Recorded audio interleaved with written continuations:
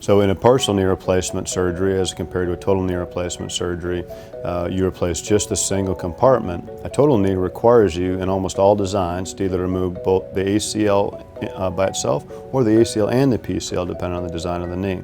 There are some newer knees that allow preservation of both, but those are still what I would consider an experimental with about 2-year follow-up. So the partial knee gives you the most normal knee that you can have with a replaced knee.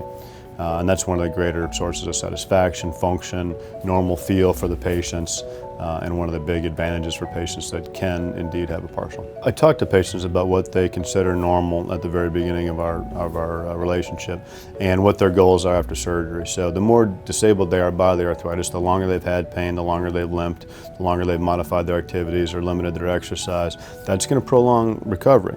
In a younger patient who's only had significant symptoms for a year or two and hasn't lost that much muscle mass or strength, their recovery is very quick and they can get back to almost everything they want, very rapidly. An older patient is potentially a little more deconditioned, depending on what they think is their normal, can take a little bit longer. So it's different for everyone, different based on their expectations, but it is the quickest possible recovery of any knee replacement surgery.